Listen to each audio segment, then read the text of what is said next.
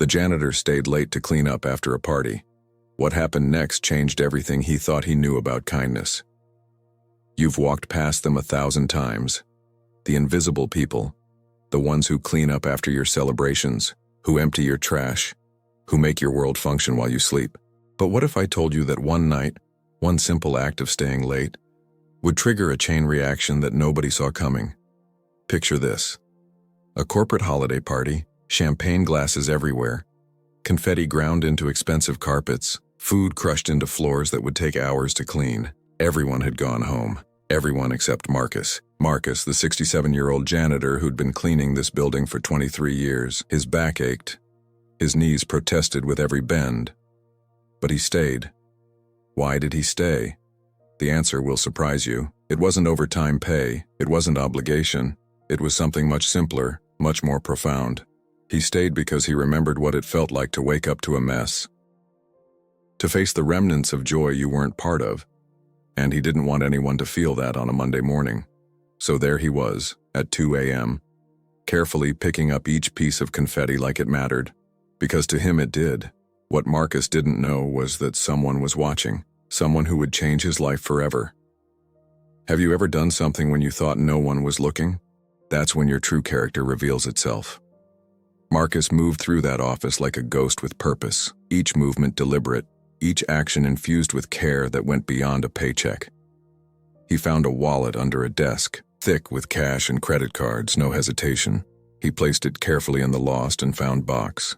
He discovered a young woman's presentation materials scattered across the conference room floor, papers that screamed important in every carefully crafted chart and graph. Instead of sweeping them into the trash, Marcus sat down.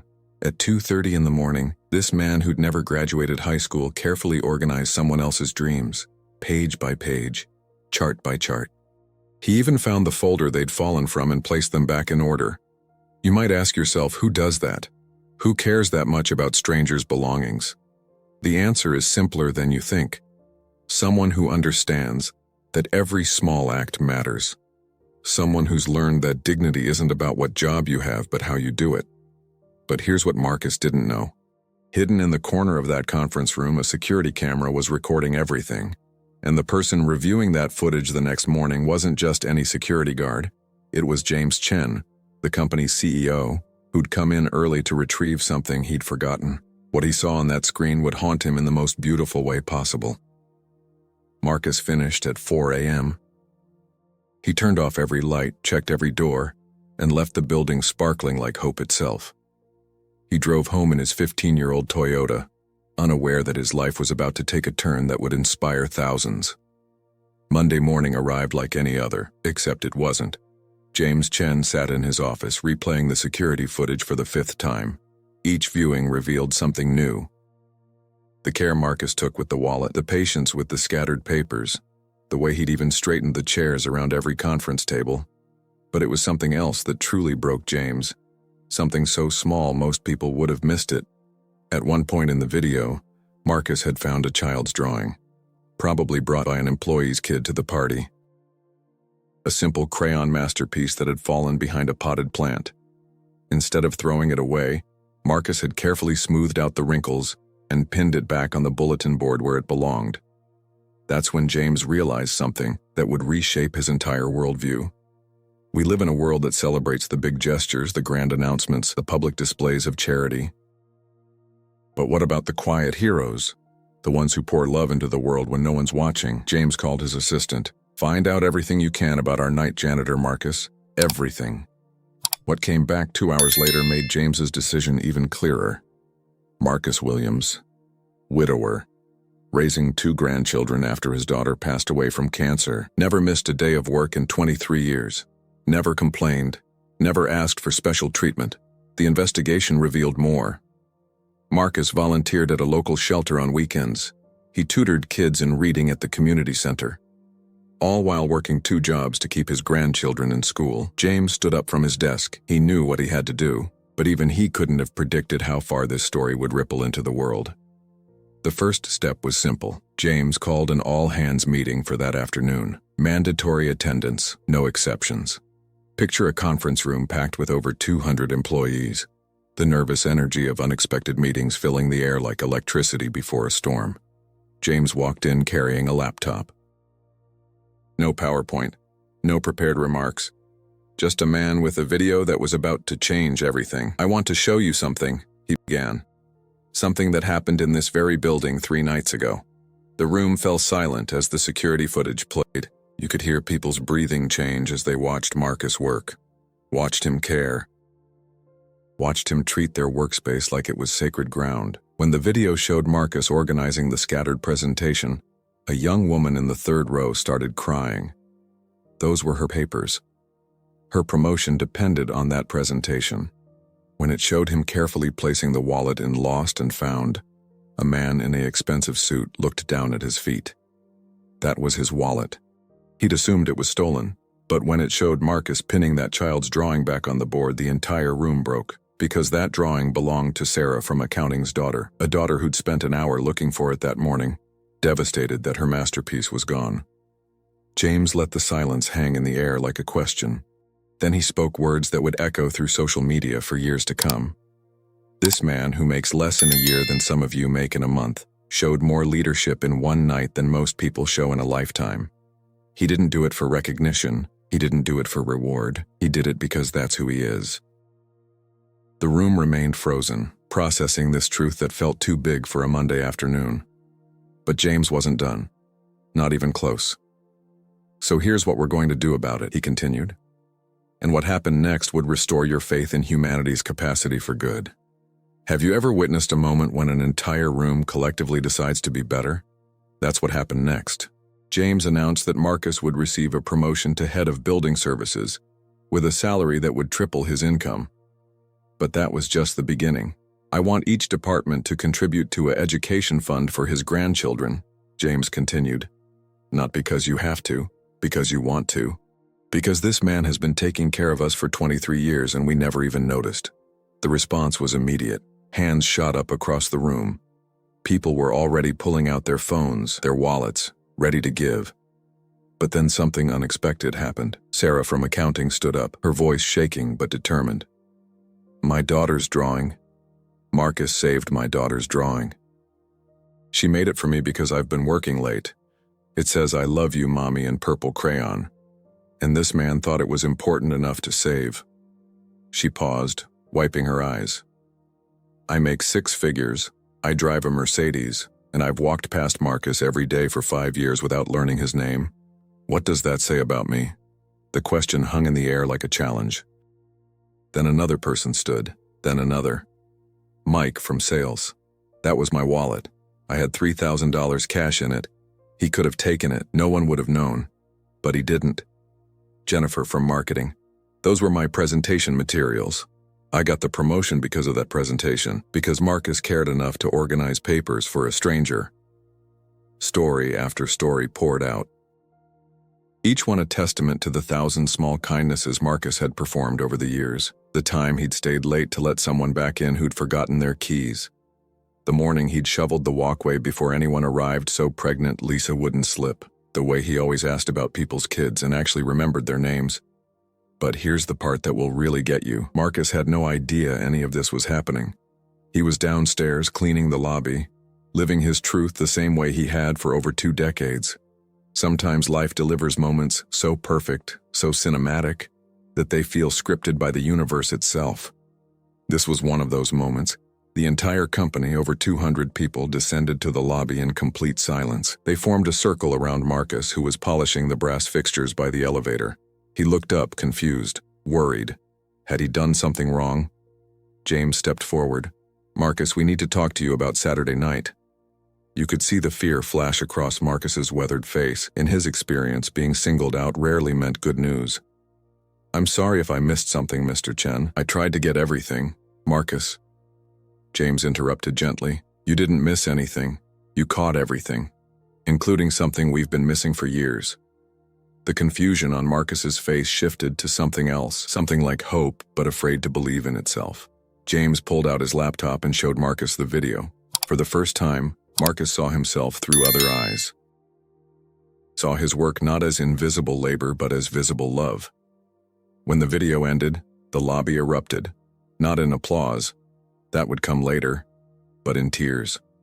Grown executives crying like children, because sometimes when you see pure goodness, it breaks something open inside you. Marcus stood there, mop still in hand, trying to understand why everyone was looking at him like he'd just saved the world. "I was just doing my job," he said quietly. And that's when Sarah's daughter pushed through the crowd. 6 years old, purple crayon drawing clutched in her tiny hands. She walked up to Marcus and hugged his legs. "Thank you for saving my picture," she whispered.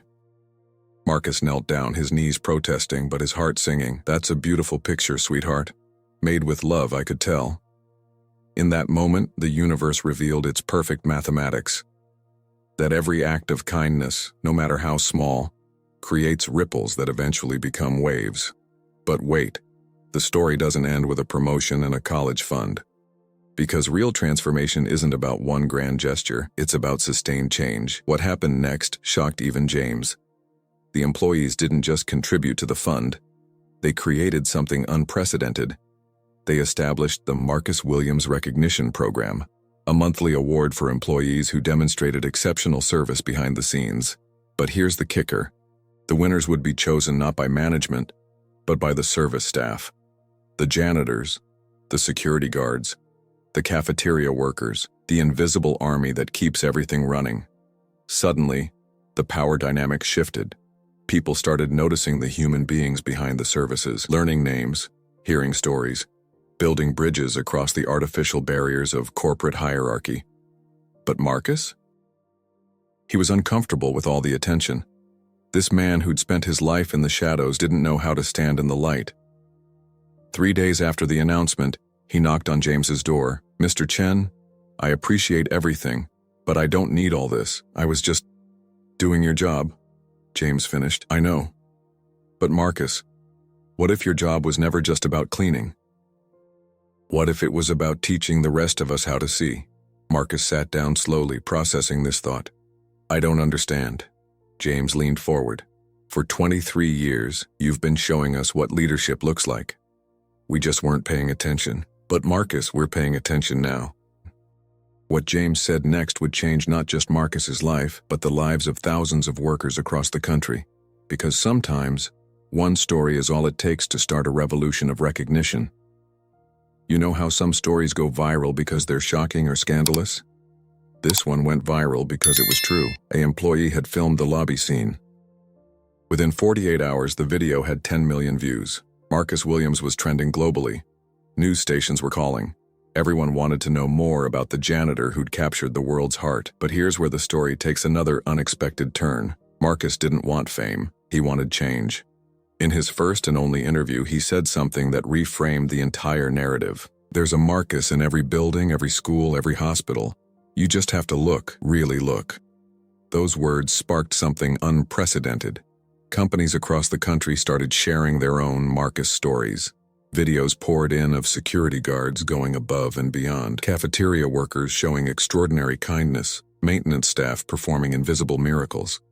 The movement had a name now, See the Invisible, and it was spreading like wildfire fed by long, dry kindling. But for Marcus, the sweetest part wasn't the recognition or the raise. It was what happened with his grandchildren. His granddaughter, Aisha, had been too embarrassed to tell friends what her grandfather did for work. Now she wore a t-shirt to school that said, "My grandpa is Marcus Williams," like it was a superhero logo. His grandson, Deshaun, had been struggling in school, feeling like college was for other people. Now, with a full fund established for his education, he started dreaming bigger than he'd ever allowed himself to dream.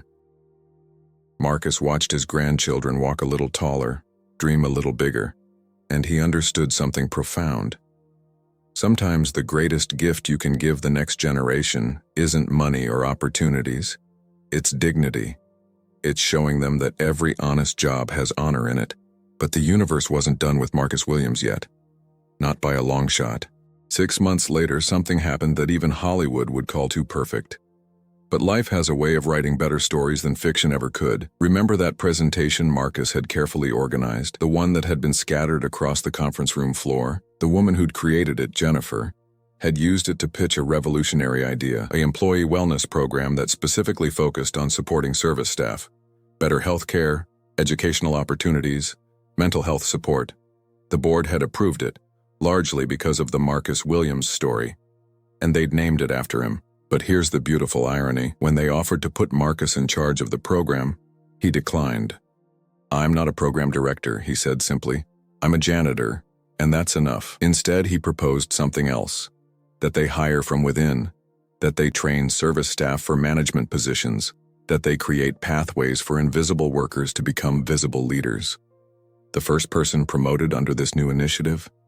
A single mother who'd been cleaning offices for 15 years while getting her degree online. The second, a security guard who'd been developing innovative safety protocols in his spare time but never had anyone to share them with. The ripple effects were profound. Employee satisfaction skyrocketed, productivity increased, but more importantly, the culture transformed.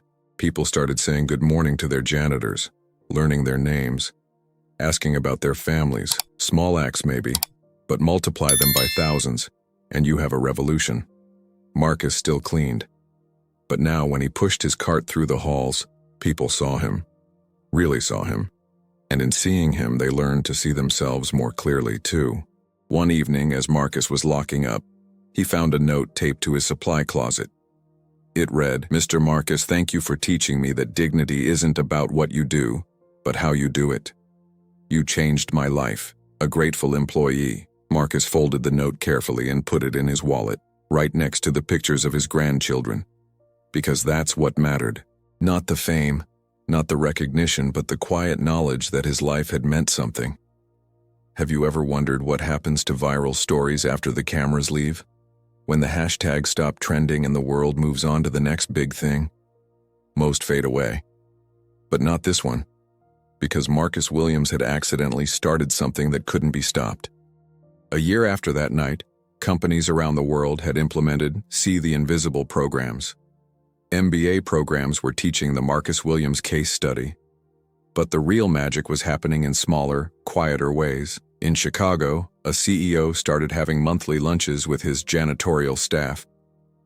In Tokyo, a company created a reverse mentoring program where service workers taught executives about resilience and dedication. In London, a hospital made their cleaning staff part of the patient care team meetings, recognizing that they often knew more about patient needs than anyone else. But for Marcus, the changes were more personal. His granddaughter Aisha had written an essay about him for school. It won a national contest. She'd titled it, "My Grandfather, the Teacher." In it, she wrote, "My grandpa taught me that heroes don't wear capes, they wear work boots, they carry mops instead of swords, and they fight their battles when no one's watching." When Marcus read it, he cried for the first time in years. Not tears of sadness, but tears of completion. Like a circle closing exactly where it needed to. His grandson Deshaun was accepted to engineering school. On his application, where it asked about his role model, he'd written about Marcus, about how his grandfather had shown him that excellence isn't about your title, but about your commitment to doing things right. But here's the part that will really move you. Marcus's story had reached other janitors, other invisible workers. They started writing to him, sharing their own stories, finding dignity in work they'd been taught to be ashamed of. Marcus read every letter, responded to as many as he could. His arthritic hands cramping as he wrote, but his heart full in a way he'd never imagined possible. One letter stood out. It was from a janitor in Detroit who'd been thinking about quitting. "I saw your story, Mr. Williams, and I realized that my work matters, that I matter. Thank you for reminding me." Marcus framed that letter, hung it in his supply closet where he could see it every day, because that's what legacy looks like. Not buildings with your name on them, but lives you've touched without trying. 3 years have passed since that December night. Marcus is 70 now. His steps a little slower, his back a little more bent, but his spirit? That burns brighter than ever. The company tried to get him to retire, offered him a generous package, a celebration, the works. Marcus politely declined. "What would I do with myself?" he asked. "This is who I am." So they compromised. Marcus now works part-time, mentoring the new generation of service staff, teaching them not just how to clean, but how to care, how to see their work as a calling, not just a job. Every morning he still arrives before dawn, but now he's not alone. A small group of workers, janitors, security guards, maintenance staff, gather for what they call Marcus's morning wisdom. He doesn't give speeches, He just works alongside them, sharing stories, listening to theirs, teaching by example that dignity is a choice you make every day. The company has changed too. It's now ranked as one of the best places to work in the country, not because of the perks or the pay, though those have improved, but because of the culture. A culture where every person matters, where invisible work is seen and valued. James Chen, the CEO who'd started it all, often says that watching that security footage was the most important moment of his leadership. Marcus taught me that you can't lead people you don't see, and you can't see people you don't value. But the real magic? It's in the small moments. The executive who stays late to help the cleaning crew during busy seasons. The manager who knows every service worker's name and their kids' names too. The company parties where janitors and CEOs dance together, barriers dissolved by the simple recognition of shared humanity. Marcus watches all this with quiet satisfaction. He never wanted to change the world, he just wanted to do his job well. But sometimes, that's exactly how worlds change, one well-mopped floor at a time. So here we are, at the end of a story that's really just a beginning. Because Marcus Williams's tale isn't about one man, it's about all of us. It's about the choice we make every day. To see or to overlook, to value or to dismiss. To recognize that dignity isn't handed down from above but built from the ground up. You might be wondering, what can I do? How can I be part of this story? The answer is simpler than you think and harder than you'd like. Look around you. Right now. Who are the invisible people in your life? The barista who knows your order, the security guard you pass every day, the cleaning person who empties your trash while you're living your life. When did you last look them in the eye? Learn their name? Ask about their dreams? Marcus Williams didn't set out to become a symbol. He just treated every task, every person, every moment with respect. And in doing so, he held up a mirror to the rest of us. The truth is, we all have the power to be someone's Marcus. To stay a little later, care a little more, see a little clearer. To remember that the people who clean up after our parties are the same people who go home to their own celebrations, their own struggles, their own dreams. This Christmas season, 3 years after that fateful night, Marcus still cleans the building after the company party, but now he's not alone. Employees stay to help, not because they have to, but because they want to, because they understand that community isn't built in boardrooms but in break rooms, not in presentations but in presence. Marcus's grandchildren are thriving. Aisha is in pre-med now, planning to serve underserved communities. Deshaun is designing buildings that will house and honor the workers who maintain them. They carry their grandfather's legacy, not in their names, but in their values. And Marcus? He still drives the same 15-year-old Toyota, still lives in the same modest house. Fame and recognition haven't changed who he is. Because he always knew something the rest of us are just learning, that your worth isn't measured by what you have, but by what you give. Not by who sees you, but by who you see. Every night before he goes to bed, Marcus says a simple prayer, not for wealth or health or ease, but for the strength to face tomorrow with the same quiet dignity he brought to today. That's all any of us can do, really. Show up. Care deeply. Trust that small acts matter even when, especially when, no one's watching. The janitor stayed late to clean up after a party. The next day, the host did something unbelievable, but the most unbelievable part? It's that this story is true. And it's still being written. By Marcus. By you. By all of us who choose to see the invisible and honor the overlooked.